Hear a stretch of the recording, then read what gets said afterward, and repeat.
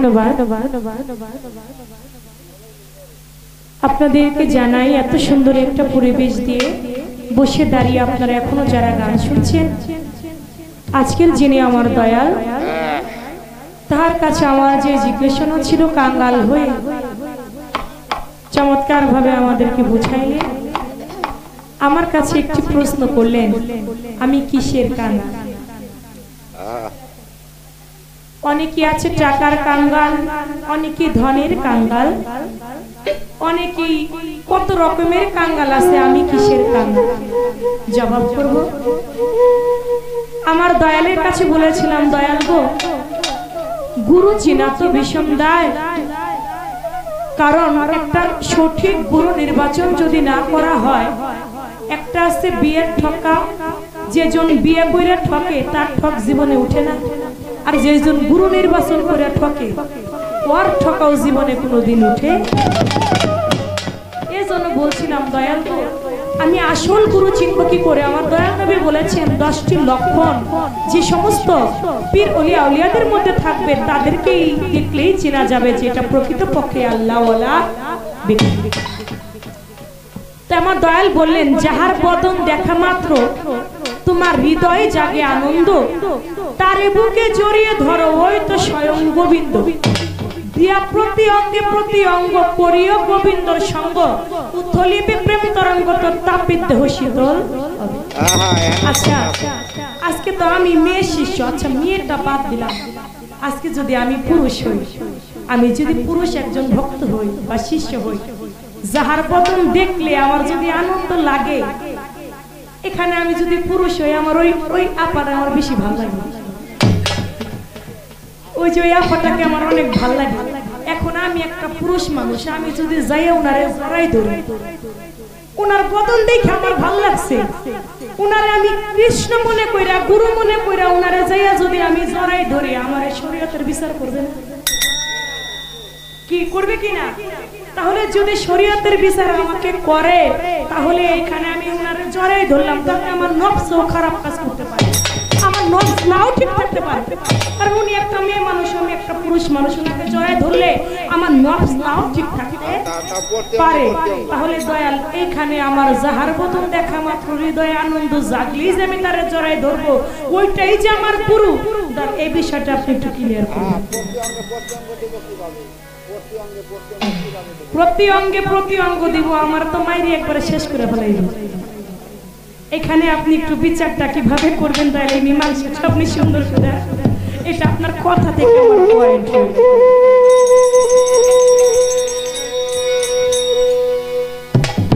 এবার বেশি কথা না, দুটি কথা রাখবো দয়ালের কাছে, একটি গান আগে রাখি, গানের মধ্যে কোনো কথা নাই, শুধু মুখে দিয়ে।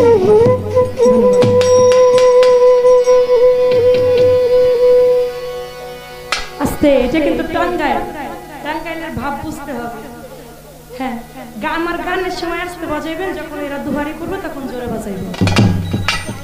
এরা তো এই যে যেমন এক শিল্পী গান করতেছে, এরা আস্তে আস্তে করে একজন একজন করে যাইতে যাইতে সব জায়গা, এরা আপনাদের এলাকার ভাবটা বুঝে না। গত বছর আসছে আর এই বছর আসতেছে, তো যখন আরো এই জানুয়ারি ফেব্রুয়ারি দিয়ে আরো 10 বার আমার আসতে হবে, এই 10 বার যেদিন আসবে ওই দিন পুরোপুরি ভাবটা বুঝে যাবে, টাঙ্গাইলের ভাবটা কেমন।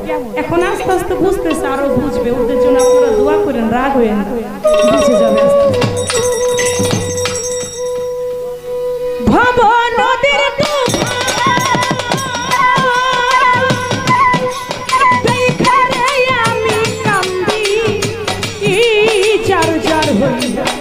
দয়ালো, আমি ভব নদীকে যাব পাইয়া মুর্শিদ,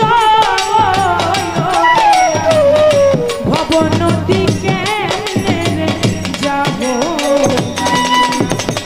ভব নদীর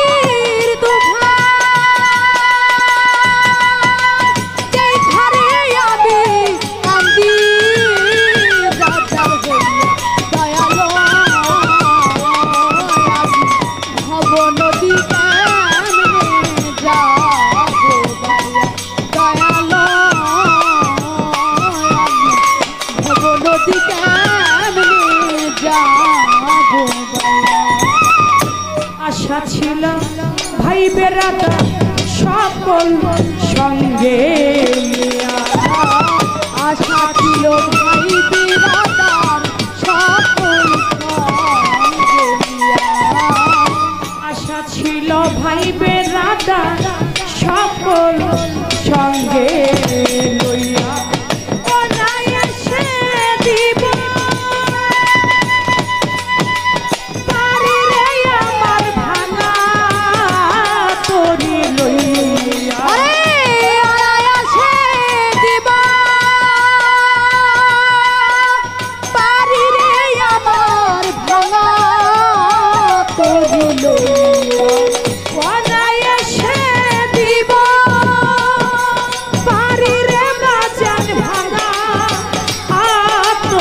লইয়া দয়ালো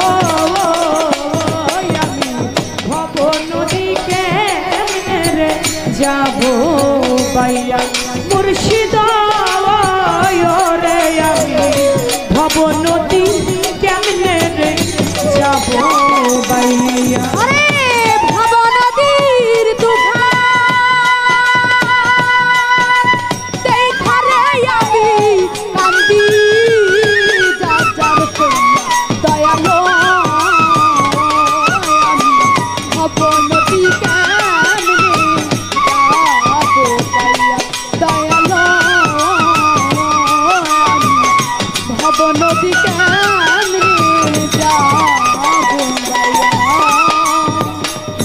আমার পিছন দিকে চাইয়া দেখি বাজান বেলা যাই ডুবিয়া পিছন দিকে চাইয়ার দেখি বেলা যাই ডুবিয়া আমার পিছন দিকে চাইয়া দেখি রে আমার বেলা যাই ডুবিয়া কোন দিন যেন আজরা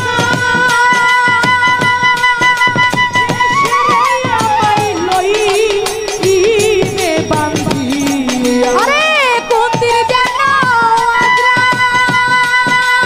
আইসা রে আমায় লইবে বান্ধিয়া কোন দিন যেন আজরা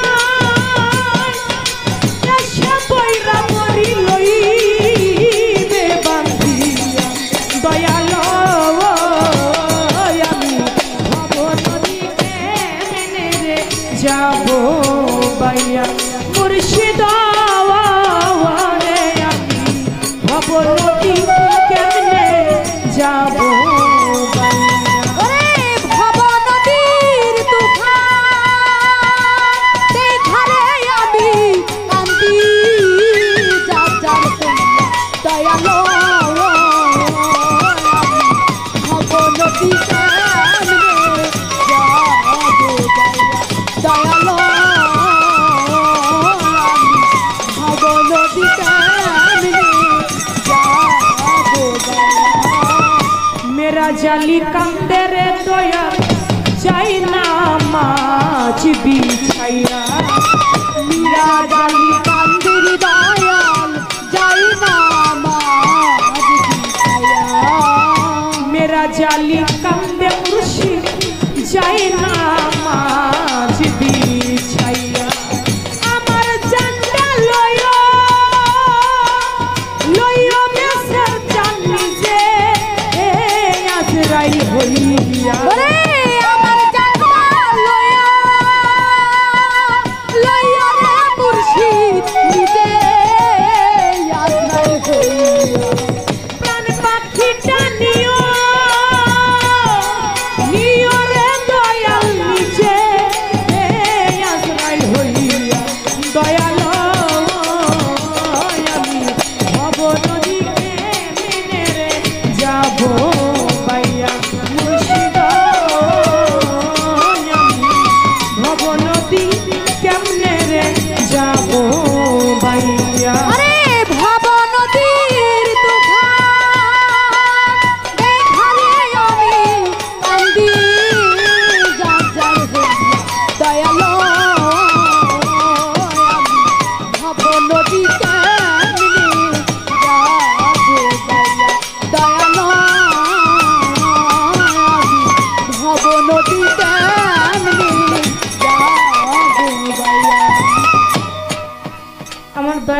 ঘটনা বললেন, ছোট ছোট একটা ঘটনা বলে একটা কাহিনী বললেন।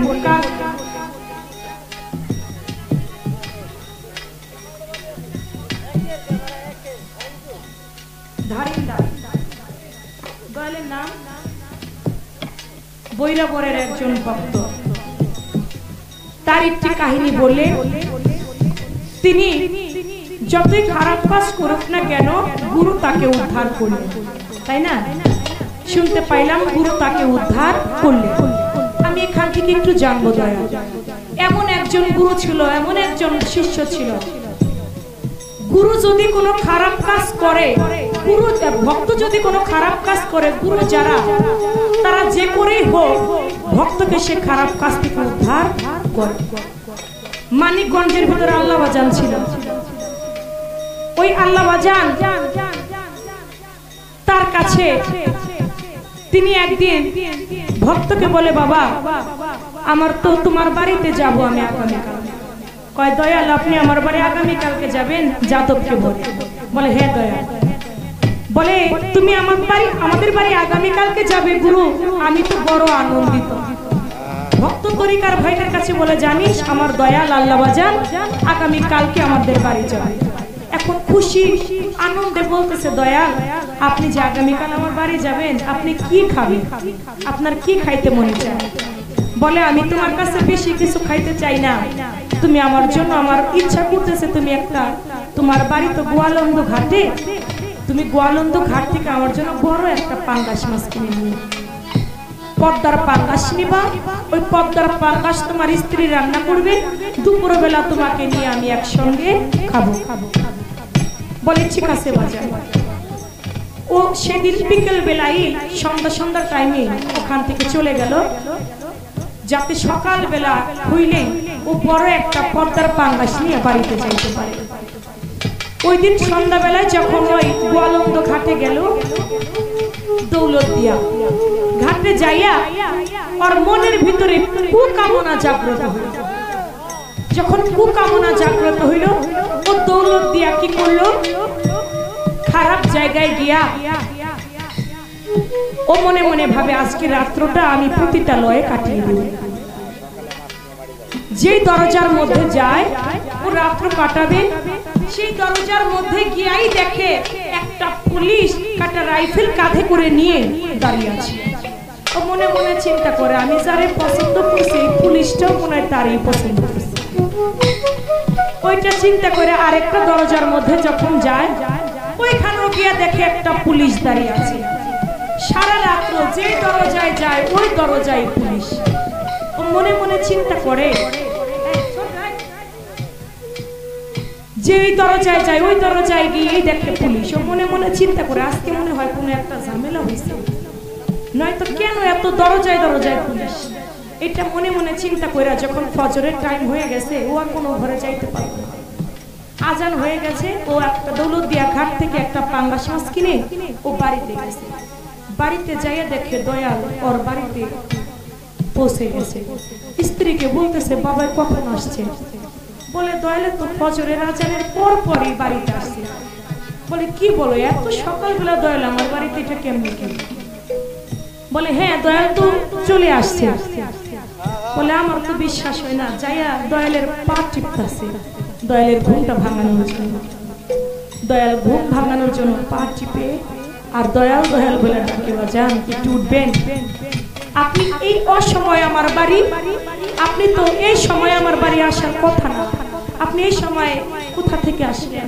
বলে যাদব রে, তুই আমার ডাক দিস না, আমার আরেকটু ঘুমাইতে দে, আমি সারা রাত্র পুলিশের ডিউটি করে আমি এই মাত্র একটু শুইলাম, তুই এখন আর আমার ডাকিস না। বলে বাবা আপনি সারা রাত পুলিশের ডিউটি করছেন? আমি তো কোনোদিন শুনি নাই আপনি পুলিশের চাকরি করতেন, আজকে কেন পুলিশের ডিউটি করেছেন আপনি? বলে যাদব, কোন ভক্ত যদি কোনো খারাপ কাজ করতে যায় রে, আমি গুরু হইয়া কেমনে বাড়িতে বসে থাকি? বলে কেন বাজার? বলে যাদব, তুই যখন আজকে গুরু নাম নিয়ে আমার বাড়ি থেকে গেলি, ও যাদব তুই আমার জন্য একটা পাঙ্গাস মাছ কিনবি, আমি গুরু খাবো বলে। যাদবরে তুই কিনবি ভালো কথা, তুই গুরুর হাতে হাত দিছিস না? বলে হ্যাঁ। বলে তাহলে গুরুকে তুই মনোপ্রাণ সইবা দেশ নাই? বলে দিছি দয়াল। কই কেমনে দিলি তুই? তাহলে তোর এই দেহটা কি তোর নাকি? কই না দয়াল, দেহটা তো আপনার। কই আমার দেহ নিয়ে তুই কেমনে খারাপ জায়গায় যাইতে পারবি?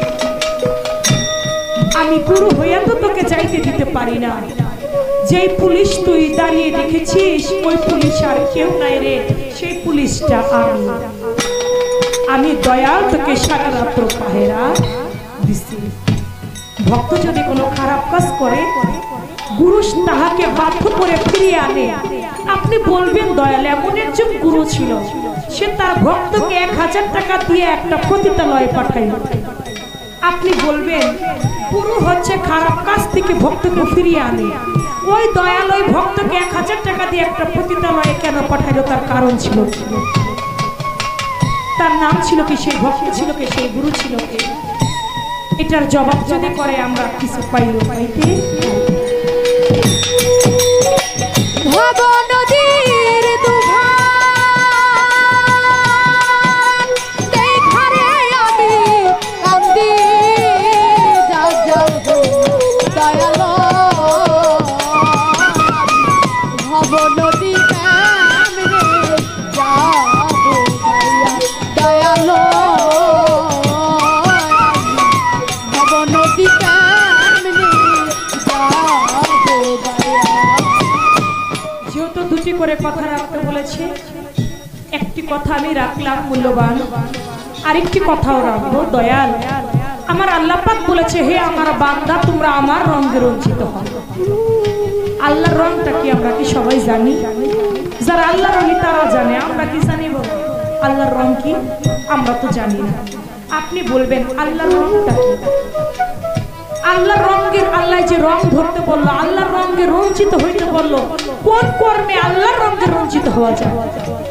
আবার যারা আল্লাহর ওলিগণ, আজকে যেমন আমার বাবাজির নামটা, যিনি আজকে সভাপতি দয়াল আমির চাঁদ, তারা যারা আল্লাহর ওলি, তারা বলে থাকে তোমরা ভক্তরা গুরুর রঙে রঞ্জিত হও। ও বাজান, আমি গুরুর রং যেটা ওইটাও আমি জানি না। গুরুর রংটা কি? গুরুর রঙে কি করে রঞ্জিত হওয়া যায়? আমিও গুরুর রঙে রঙ্গিত হতে চাই, আমিও গুরুর রঙে রঞ্জিত হইতে চাই। এই মূল্যবান দুটি কথা আপনার কাছে রইল, আর কোনো কথা আমার থাকবে না।